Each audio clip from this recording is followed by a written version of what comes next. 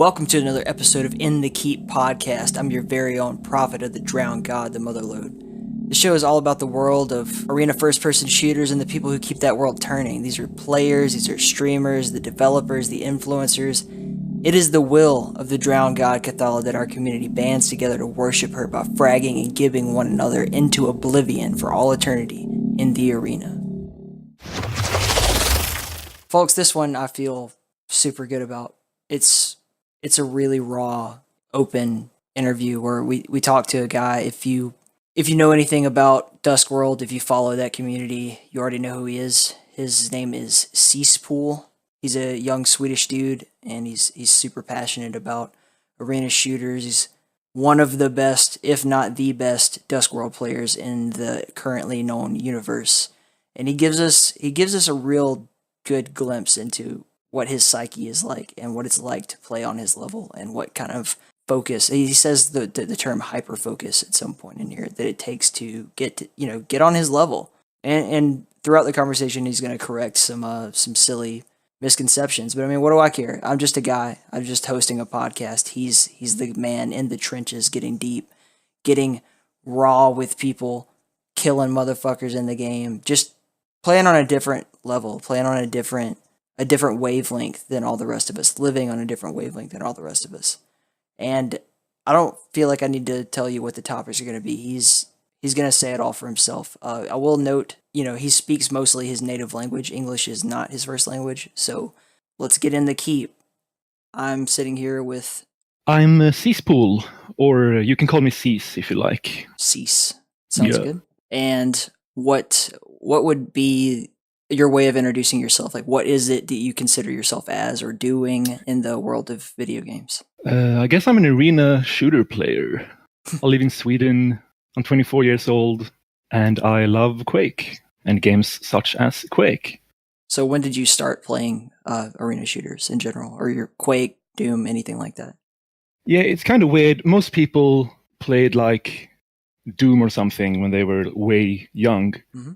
But I actually played the PlayStation 2 port of Quake 3 Arena called Quake 3 Revolution, I think, when I was like 6 or 7. And I played it for a bit, had some fun. And my parents were like, yo, this kid is violent. We need to hide all his violent video games. So they hid the game and it like disappeared. We never found it again. And then later in like grade school, I was on, what was it called? Google Videos, mm-hmm. Way back. And I found a frag video called Kicked and Removed by Hacksnacks. You might have seen it. It's the one with, like, watch out, here I come, I have never heard of that, but you have haven't seen it? Beautiful singing voice. Thank you. Yeah. I think it's like a classic frag video, It's okay. Like one of the oldies. When this is over, send me a link to it and I'll just watch it. And then this will never happen again where I have to... I'm not going to pretend I've seen something I haven't, but... Yeah, for sure. It definitely sounds like interesting as hell. So with your family, did you have siblings, like little brothers, sisters, anything like that? I have an older sister. And were you beating her up, like chasing her around with a knife? Like, why were your parents so concerned with your violence? No, I was just like, I don't know.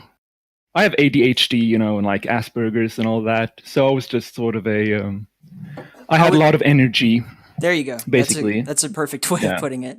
I think that what you're describing, you're actually putting it in almost like perfect psychoanalytical terms, would be, you say, I have ADHD or Asperger's or something like that. I think that from what I've observed and learned is that people who tend to be extremely good at anything at all, like highly skilled at anything, have some sort of, there's a deficit between their social, intelligence and their numerical or functional intelligence. So you're very, very, very good at Duskworld or Quake or something like that.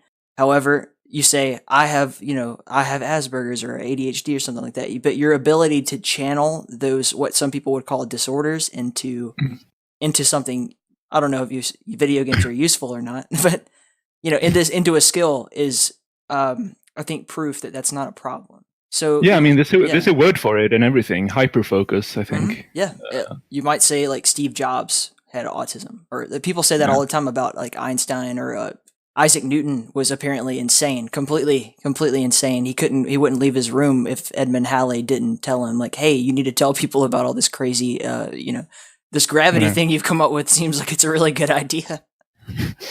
But right. Yeah. So I mean, I think that speaks volumes, and that's a good starting point to like what. So you began playing Quake on the PS2. When did you start playing games on the computer? Around 2007, I think. My dad brought home like a shitty old Windows 2000 computer from his job, and all it could run was like Half-Life 1, which I had on a USB stick. I copied it like from a friend at school had it on a USB stick. So we copied that game, and I played it on the PC, and I was like, yo, mouse and keyboard, this is actually all right. So I would play that game, and then in school during recess, I would sit at the school computers and just like jump around in Half-Life Deathmatch, like on empty servers, like pretending I was fighting people. And I'm pretty sure this actually laid some sort of like foundation for my like current skill or what have you. Even back then, after having jumped around like for a couple hours, and when I finally did play against other players, I kind of kicked their ass, even though they were used to like mouse and keyboard and had played like Counter-Strike or whatever. So yeah, that's pretty interesting. But playing Quake isn't, not that there are skills that don't translate between the two, especially aim and things like that. But for an arena first-person shooter, traditionally movement is the most important thing. So if you've already if you've got the map knowledge, the timing, if you've got extremely familiar with the environment and you have your movement down, aim is, you can't teach aim. You can't learn aim really. It's some days it's worse than it is, and some on other days. So it makes perfect sense to me that would translate pretty well into, like, once you get into a game with other people, if you're already an expert on the movement, then you're obviously going to do better. And I've noticed that particularly going back and watching some of the YouTube videos of the Dusk tournaments that you were in, is that you seem to, you did things, honestly, over the past few days, like when I was studying up on it, you do movement things in that game that I didn't realize until seeing you do them, that they were possible. Like you were double rocket jumping up the pillar to get to the hallowed health on the map and things like that. I was like, I didn't realize you could double rocket jump off of things and things like that. But that's definitely a skill set for you that's just going to translate forward into anything that you do. Yeah, I still do that thing actually, like jumping around on empty servers. And Duskworld really lends itself to, like, because of how the movement works in that game, like, there's a speed cap, So if you make like 3 jumps while strafing, you reach the max speed. And because you're always traveling, basically always, at max speed, like as long as you don't stop jumping, you'll be at the speed cap. Because of that, you can sort of learn paths on the maps, since the spacing will always be the same between jumps. Mm-hmm. So you can practice these sort of like optimized routes throughout the maps. And I've been doing that quite a lot, and it really helps, like, in the actual matches you play. So we'll just keep talking about Dusk in general for the time being. Is there are there any particular maps with like routes that you've practiced in order to prepare for tournaments that you would like to point out? So yesterday, I've not memorized the names of the maps yet. There's the one map where the hallowed health, you have to like jump down a chute and then go. The bottom of it is a transporter that takes you to another room that walks out towards the hallowed health on a ledge. Yeah, that's Temple Mystica. Okay, so have you assumedly you've got that nailed down. Are there any other interesting ones that you would want to point out to a new player? Yeah, that's an interesting example actually, because I mean, depending on your location, it's usually not the fastest way of getting to the hallowed health, jumping down the chute. You can just make the jump in the room from the catwalk thing, Right. I've tried that as well. Yeah. It's going to take a few tries to get as good as you are at it, but I like that route. You can just kind of run back, gain up your speed, and then hop off the very edge of that corner onto Yeah. Yep.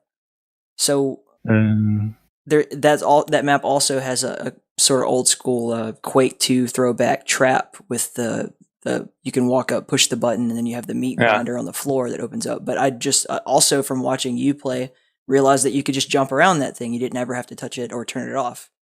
Yup. You can also use the crossbow to hover across the gap and still pick up the super shotgun. You know.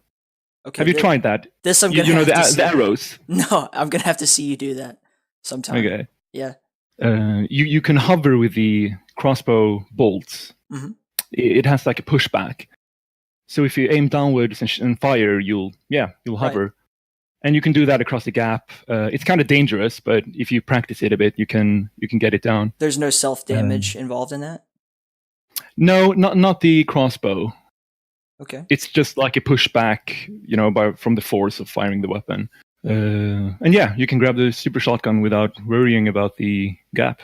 What other games like what other AFPS games other than you've already mentioned Half-Life? We know you play Dusk, and Quake. Like which Quakes did you start playing? Quake 3.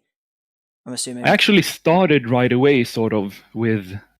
If you don't count the PlayStation port of Quake 3. Mm-hmm. After I saw that aforementioned frag video on Google Videos, I was like, yo, this game is incredible. What the fuck? I remember this. I can't believe these things are possible in this game that I used to play, So I looked it up, and it turns out the gameplay in that video is a mod called Challenge Pro Mod Arena, CPMA. So I just went and got that mod, immediately, and started playing that. So that was my start, sort of, like my real starting point with arena shooters. And I played it for a bit, mostly with, my friends from school, like one or two people. And then we also played Quake Live. When did that come out? Oh, I couldn't even tell you. Quake Live was much later on. Are you talking the Steam version of Quake Live or before? Nah. Okay. So the browser version. That would have been right around after Quake 4 came out. So then they released really? Quake. Here, I'll look it up right now. Go ahead and talk through it. I'll just pull it up on Wikipedia. It's probably 2007 or something. 2014, right? Quake Live. 2014? Are you kidding me? What? Launched via web browser plugin on September 17th, 2014. Wow. Yep. Really? I'm just telling you what Wikipedia says. Nah, that can't be possible, because I played Quake Live in high school. Update here. So that's the Steam, I believe that's the Steam release that I'm talking about. Yeah, it has to be. Under another tab, it says release August 6th, 2010. Is that a little more believable to you? Yeah, that's the spice. Okay. That sounds more like it. Did you say that's the spice? I have never heard that phrase in my life. I caught it on Xavier Renegade Angel. Hey, it's a comedy show. Let's definitely make that a new thing. That's Ceasepool. That's the spice. Put that up on our banners and everything like that. When the tagline. Yeah. So how did you get into the Dusk tournaments? Did you just follow them on Discord or anything like that, and just kind of like, hey, I'd like to try this? If I remember correctly, I got in through the closed beta, I think, of Duskworld. That would have been before August 2017, around that time frame. Yeah, I'm bad with dates. I don't remember exactly when. I just wrote down a few dates associated with Dusk releases before this. So right. I'll try to help out. Thanks. I did not write down Quake Live information. So the closed beta, somewhere around there, when it was like a standalone thing, And I think after that, I bought Dusk, like the single player. So I want to say the initial early release pre-order was in August 2017. Then in January 2018 is when Duskworld came online, and then it was released fully, the whole game, in December of 2018. That's my timeline I'm working with here. So somewhere in that area, you started to follow the competitive scene starting up. They started putting on the duels at Dusk, and that's the only real 1v1 tournament that exists in Dusk currently, right? Or is there more? No, it's the only one. The only official, bigger tournament. There have been at least one community tournament that I know of.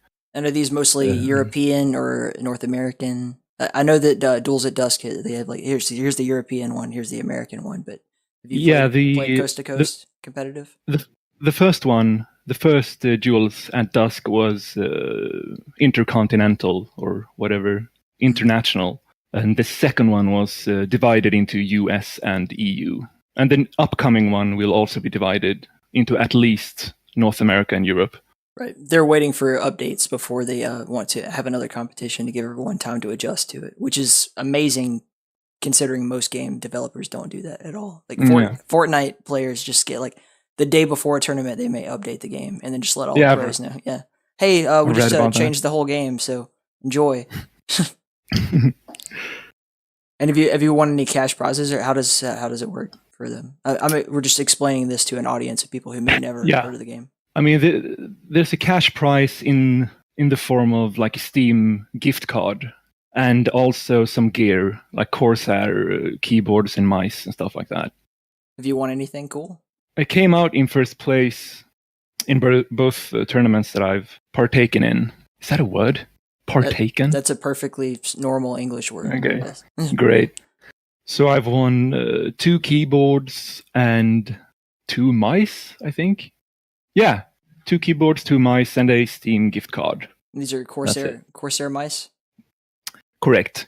Corsair M65? I don't remember the name of them. I don't know. I use Zoe mouse, so I don't know. So do you try, like when you win a prize of hardware, do you try it out and just try to see if you like it, or do you kind of stick to your normal setup, honestly? I've stuck to my normal stuff, you know. Yeah. I already have a Corsair keyboard, a K65 RGB. Mm-hmm. It's 10 keyless, so it's like smaller, you know. That's what I can fit.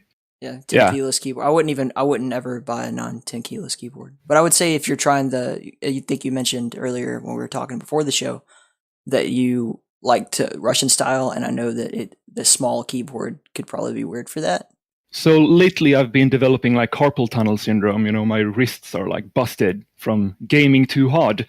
Do you know all the hand exercises? You do the... Yes, sort of. They don't really help me. I guess I'm too far into the damage for that now. But I decided to try out the like Russian style keyboard on the lap, you know, and the mouse sort of like sideways. Mm-hmm. So that you can sort of like cross your arms over each other. Like Rafa, he would be the most famous example I can think of. Yeah, I think Cypher does it also, and Cooler. Like half of the arena shooter players probably do it. But yeah, the smaller keyboard definitely, it makes it sort of difficult to keep it like level on your lap. Right. So I might have to get a new keyboard. I would just use the ones I won, but I sent them off to friends. That's excellent. That's the way to do it, really. You know, you're not going to use it. It's better than, if you sell it, it's just like, I'm a fraud. But if you give them to friends, then you get to feel good about yourself. Yeah, absolutely. I gave one away to one of my American friends, and the other I traded for. The viewers at home won't see this, but I'm holding up a fighting stick. I traded it. Yeah. Yeah. My friend had a stick, so we traded keyboard for fighting stick. It was a good trade, if you ask me. So before a competition, do you ever feel nervous? Yes, every time. Shaky, like. Yep. I get nervous very easily. What have you done to mitigate that? Nothing. I just play. Just play nervous. Yeah, that's kind of how I have to do it as well. Like I get very very nervous, and not even competition, just like ranked playing. And I'm not. Oh, absolutely. Yeah. Ranked is wow. Like, especially in this genre where it's like 1v1, you know, like duels and stuff, you get crazy nervous even playing just online ranked matches. I picked up Reflex Arena, you know, great game, and that game has matchmaking, and I would never play it. I played it like 2 matches because I just got nervous. I couldn't play it, couldn't do it. The movement and reflex is incredibly different. It's have you played Quake Champions at all? That's I do. That's sort of the main focus of our the parent podcast here, is that they mostly talk about Quake Champions, but I've described, I wrote an article about reflex where I was saying that basically the movement is like being clutch all the time, but you don't have to double tap. That's what it feels like to me. And Clutch is the most difficult character in Quake Champions for me to move with. I don't understand how some people just adapt to it very quickly and do well. Yeah. So in Quake Champions, what characters do you like? I mean Anarchy because of his movement. But because of the CPMA movement that you mentioned before. And I was just about to say I would compare like Reflex's movement with Anarchy if anything. You do have to push W in Reflex though. I've heard to move forward, because like Anarchy and Quake Champions, you don't have to put once you get moving, you don't have to push W at all. It's pure CPM left right mouse steering movement, and you can go forward, right? But yeah, I think you don't really need to like past the initial jump. You don't need to strafe, right? Like forward and then direction. You can just do left or right. I think I'm not very. That's true of Anarchy and Reflex. I believe you still want to. You can seamlessly, like if you're going around a corner, you can certainly just hold right and go right or steer around it. But I believe in order to maintain your speed, you would have to push W. And I'm talking out of my ass here. I really don't know Reflex that well. I've only played it a few times. But it's another game. Like I've gone through from our website quakefans.net. I've written a whole series of articles about different games. Dusk being one of the first ones I wanted to do, because I personally I think Dusk is the best arena shooter out there right now. There could be a lot of improvement as far as multiplayer weapons go. Perhaps I know a lot of people very very much struggle with the aiming aspect of it, just because it's big wide open maps. It's very hard to hit a target long range and things like that. But that over time they'll figure that out. But to me, Dusk has the best possible movement. It's like Quake 1 movement, but you can air strafe all over the place. It's so fast. I love that about the game. I've even noticed sometimes in that game that you can move so fast that if you shoot the Riveter, you are moving faster than the rocket is. In Duskworld, right? Not quite. What you might have seen is if you fire a rivet, which is it's like this game's rocket launcher, for those who don't know. If you fire a rivet and the rivet midair sort of like gets hit by splash damage or something, it'll actually change course and speed. So that might be what you've seen. Because normally you can't jump as fast as a rivet in Duskworld. Well, not normally. I'm just saying, like even in Quake Live, for example, there are jump pads you can hit where you're moving. You can move so quickly that if you shoot a rocket at the same time you jump, you will arrive on the ground before the rocket gets there. I've seen this happen. And it's just a part of the physics of these types of games in general. It's just we're kind of nerding out a little bit more than maybe the audience wants to hear. But I don't know. I mean, if they're nerdy enough to listen to this podcast, they're probably nerdy enough to want to hear that kind of information. Sure. So in the competitions, back on topic, so you do, as most people do, suffer from a little bit of nerves and things like that. Do you have players that you play with often or practice with that, like, once you get into competition with them, you lose that completely? You're like, I've played this guy 100 times. Not really. I don't know, like a ton of the Duskworld players. It's a tightly knit community and all. Like, you recognize the names, like everybody sort of recognizes everybody. But I don't really like practice, like play duels and stuff like that. That's frustrating. That to me, to hear you say that, I'm happy. I'm happy for you, but to hear you say like, I don't practice, but I'm the best in the world. I mean, I've put like 100 something hours into playing it for like over a year, like going hard in deathmatch mode and stuff like that. So I mean, I've practiced the game. I just haven't played a lot of duels per se. And it's not all that different, maybe. At the core of it all, I think it's mostly about like aim and movement. Like having a single opponent to keep track of is, of course, like, I don't know. I don't think you need to necessarily practice duels to be good at duels in Duskworld, if that makes sense. No, if that's the way you feel. I mean, I'm not I'm not the best player in the world. You are. So I'm here to listen to you tell me how you practice.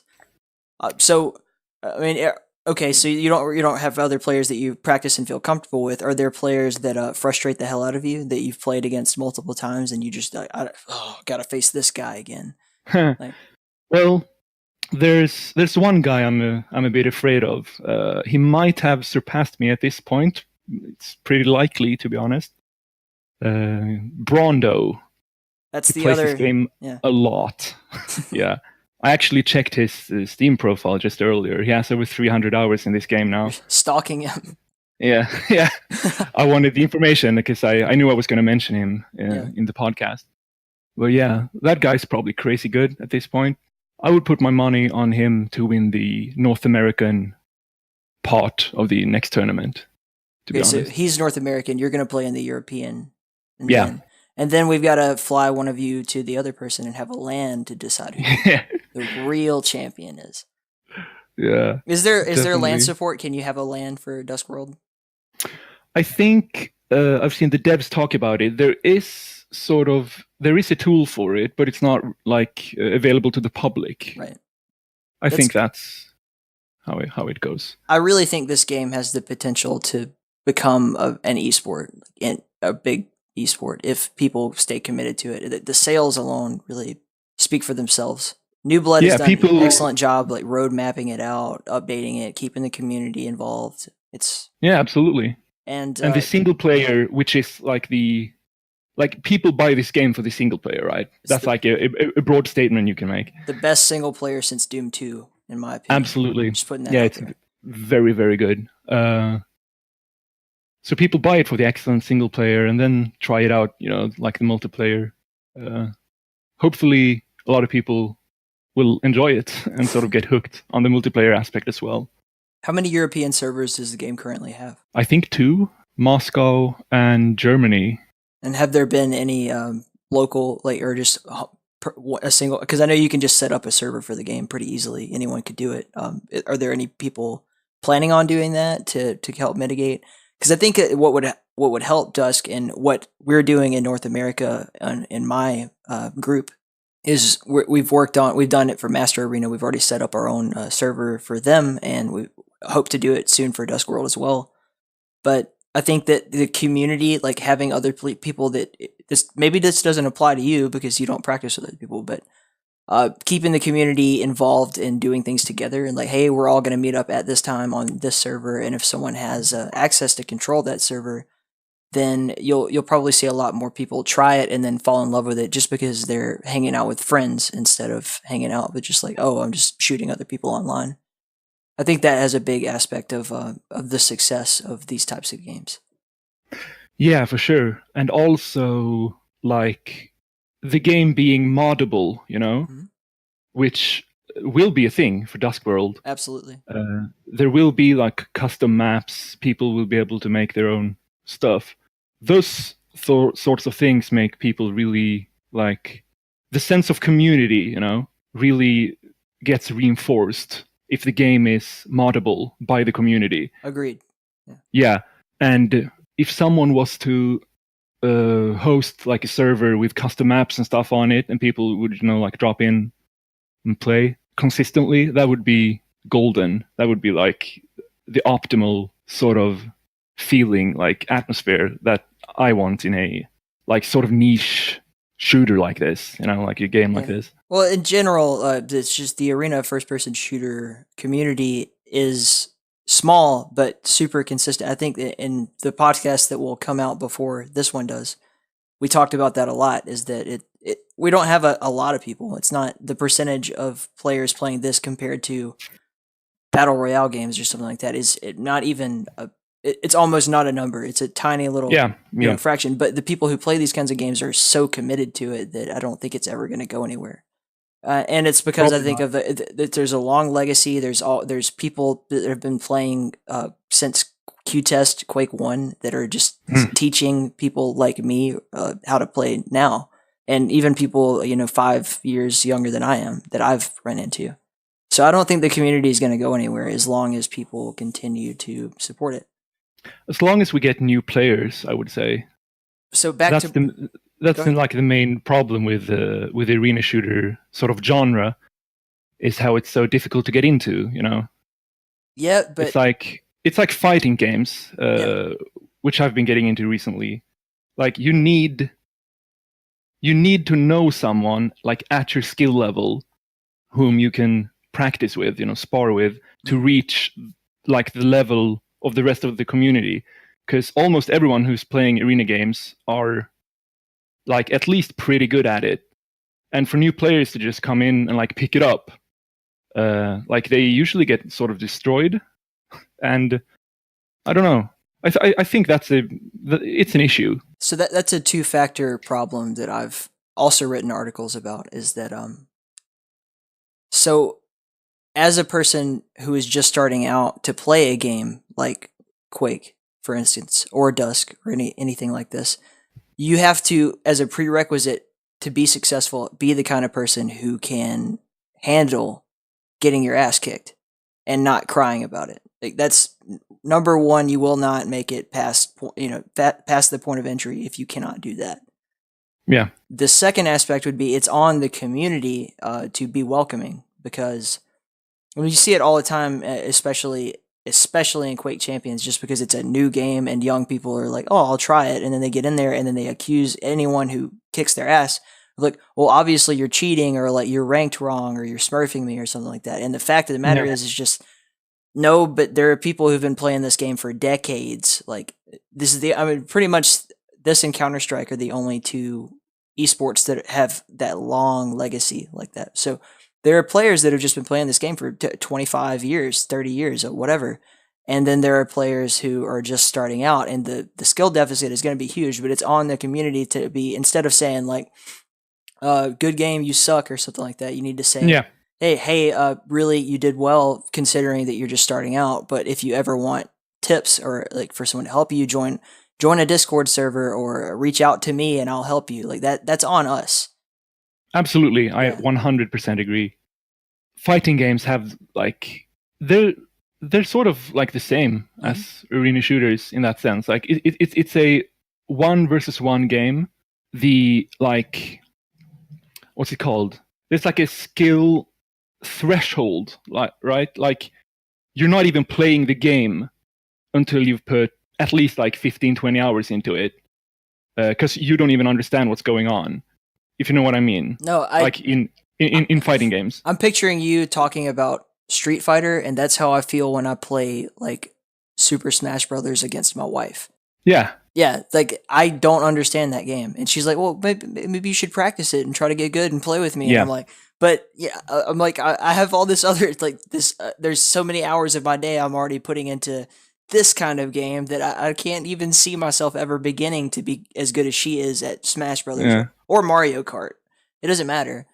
Yeah, it's a different skill, but yeah, you're right. It is it a parallel in the skill gap in fighting games. So what game? And also the like aspect of the community having to be like sort of responsible, like being welcoming, teaching players, just being like nice basically to new players. It's the same thing, arena shooters and fighting games. So in fighting games, do you notice, is there anything that the arena shooter community could learn from the fighter game community, or vice versa, in terms of how it treats new players?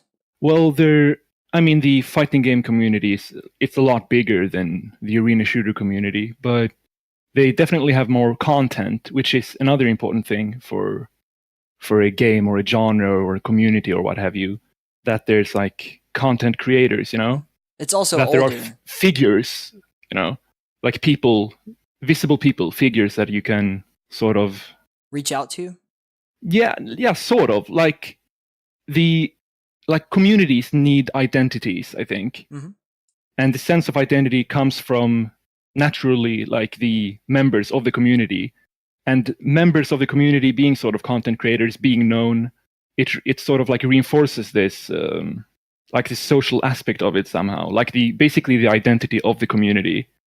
I 100% agree with you. That's the entire basis of why I'm sitting here right now interviewing you, is that I 100% believe that. And I mean, I'm fairly new to all of this. I didn't even start playing PC games until last year, or 2017. But I very quickly fell in love with Quake Champions. I've played Quake 3 before, and I've broken this down on previous podcasts. But the biggest thing that I've discovered was getting a group together and making friends. Those are the people who keep you wanting to keep trying. And so if you have someone who is you have a personal connection with that encourages you, that is so much stronger than just the sitting in a room by yourself trying to figure out like I want to win. Yeah. So our Discord group is Cathala's Keep, and that is our identity, and we worship the drowned god Cathala and all that nonsense and everything like that. Yeah. And but having that sense of identity is what keeps us going. And when we play in tournaments, we'll be like, a member of Cathala's Keep. It's our thing. Like I'm representing, like a representative. Yeah. Right, yeah. We have one guy, Night Owl, who is our biggest prospect. Like I think he's probably going to end up doing extremely well over time and things like that. And then we'll be able to say like, yes, see, the god Cathala granted him the strength to win. Yeah. It's dumb, but at the same time, it's 100% what you're saying. You need an identity. Absolutely.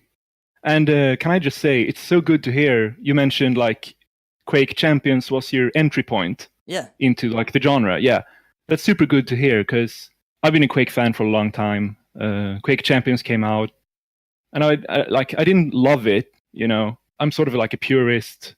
You've definitely noticed there's sort of like a split with Quake Champions. Like half the people, or more, I don't know percentages, but some people are like, yeah, this ain't Quake. There are abilities. All the like stats are different. Different characters having different move sets, different health and armor, caps, walking speeds, all that stuff. So like the core of Quake, which to a lot of people, including me, is like the equal sort of starting ground, like you both spawn in, you have the same sort of... You start at the same level. Like it's 100%. It's not about what character model you picked or anything like that. If you win, it's because you outskilled the other person. Not because you picked Scalebearer and you picked Anarchy, and Scalebearer has more health and armor than Anarchy. Yeah, I understand that. Yeah, it's not like I don't think Quake Champions is a bad game necessarily or anything. I just don't feel it doesn't feel like a real arena game to me, if that makes sense. And that's maybe heresy to say, especially on this podcast. 100. No, this podcast, you don't have to worry about that. 100%. I agree with you that Quake Champions is different. And it's a different kind of game in a lot of ways. But what I would argue is that if you don't like it, don't play it, and then don't go on Reddit and shit on it and ruin it for everyone else. That's number one. And then number two is that so people are like, oh, it's not skill based, but I mean, I would say that as part of the skill of that game is that when you're in the draft, before the game ever starts, before you start the duel, you're drafting champions. You need to pay attention to what the other person's picking and pick accordingly, so that and be skilled enough to play whatever you need to play in order to do it. Yeah. In pro matches, you'll see mirror matches where they pick the same characters back to back for the specific sake of like making sure no one has a distinct advantage, and it comes down to who gets the first kill, who memorized the spawn set correctly, who got the first shot in, that kind of thing. Yeah.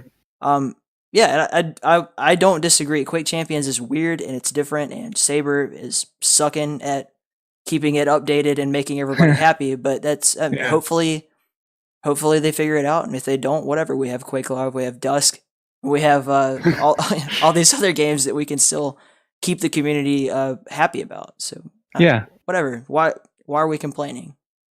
Yeah. But like I said, it's really good to hear that like Quake, because that's been my sort of thoughts on Quake Champions. Like, I don't like how they've changed it, but I can see how like this could help bring in new players. Yeah. Like it's a new Quake game. I think it's free to play now, right?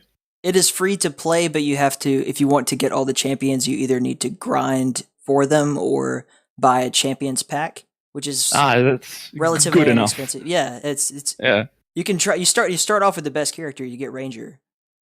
So don't complain. You get Ranger. Ranger with instant kill button, right? Oh well, not anymore. Dangerous orbs. Right. They updated it so that it doesn't do 4,000 damage anymore when you frag into someone's body when you teleport. There used to be how much it's damage does now. it do now? It's just 100. So you need to wear them down first. You need to get rid of their armor. It's a little more interesting. That's been one of my when I complain about the game to my friend when we're playing, I'm like, yo, they should like remove or like mitigate or whatever the word is, all the active abilities that deal damage. They need to like maybe like take it down a notch, because some of the abilities are like boom, you're dead, and that's no fun. Yeah, late in 2018, and anyone who's listened to the State of Quake podcast has had the whole breakdown of this, but I'll break it down again because we're here. Yeah. Late in 2018, they did a massive update to the game where they essentially nerfed all abilities to the floor. Like, they're still useful, they're still a part of the game, but it's no longer press F to win, like a lot of people thought it was going to be. You can no longer just telefrag with Ranger instantly right off the bat. You can't. Scale Bear is still a little unbalanced. There's definitely unbalancing. There's some issues, especially in CTF, where you have very fast champions like Sorlag or Anarchy, and there's no way to catch them. Or because their CPM movement, if you shoot them in the back with a rail or a lightning gun, it actually just makes them go faster. Yeah. People really don't like that, and I 100% agree that lack of maps is a problem. There's a million problems with the game, but I would just say that if it's getting young people into the genre as an entry point at all, it's the same concept of, like, if you like a certain type of music. Like, I like heavy metal a lot. There's my Metallica poster back there. I don't like Avenged Sevenfold. I don't like a lot of the new metal that comes out. But if I hear a young kid say that he's excited about Avenged Sevenfold, and that is it, and they go and listen to that music, and then it gets them into other heavy music that I think is good, then everyone wins. Yeah. Like, what's the problem with that? Yeah. Man, you're a really cool guy. I just enjoy talking to you. Hey, thanks. And it's nice that I'm drinking for this, because the past few I've done right after waking up. So when you said I'm Swedish, I was like, oh, that's going to be great. I can do it at night. I don't have to worry about waking up. I can just, yeah. I'm glad it works out. If you ever want to just pop in as like a celebrity guest and play Dusk in our server, I will send you an invite after this is over. Yeah, absolutely. And I think we'd really all appreciate it. We could probably manage to get an East Coast server up so that you wouldn't ping, or you would ping equally to me or someone in California, essentially. But I think like, after a certain threshold, it doesn't, like, ping doesn't matter in Duskworld. I think I agree. It's so fast anyway. It's more about like something else. I don't know. I think it would really help the community to see faces like you, or I don't know Brawndo. I'd love to talk to him. If you ever talk to him and mention that we did this, I'd love to get in contact with him as well. Voice crack, because I'm smoking. Anything like that. I want to do everything that I can to support people like you, people playing these types of games, anything like that. So always feel free to, like, reach out, post videos of yourself. Like, is it you posting your own videos on YouTube, or who is that? That's me, yes. Okay. Yeah, please, like, get that stuff out there more. And I would like to see more coverage for the events, like when we see Duskworld North America and Duskworld EU, or Duels at Dusk competitions happen. I would like to see a professional, well done stream for it with commentary and things like that to make it feel more like an esport. I know it's still growing. I'll do it. I don't care. It doesn't matter. I want to see this game get supported, and I want to see people like you become fucking celebrities and make $1 million, because you deserve it, because you're awesome. I don't know about that. I don't care, man. If Rafa Fatality gets to drive around in a Lamborghini, there's no reason why we're not going to be talking about Brawndo and Ceasepool one day, like your Thresh. You know, it's possible. And if it doesn't work out that way, you get to know for the rest of your life that you were the best at something that you tried. And and I think that's important. That's all. I don't have any other real topics to cover unless you want to go over equipment, which we talked about a bit. I can go through it real quick. My keyboard, like I mentioned earlier, is a Corsair K65, 10 keyless. And my mouse is a Myonix Avier 7000. It's an ambidextrous mouse. I use an ambidextrous mouse as well. Which one you got? Zowie FK2. FK2, right. Yeah. Zoe mice are real popular with arena players. They have no software involved in them. They're just 100% onboard hardware, so you can click between DPI settings. Claws uses exactly this mouse, which is why I bought this mouse, because I figured because in my mind he's like the best hit scan aimer in all of gaming, as far like his LG does never moves off someone.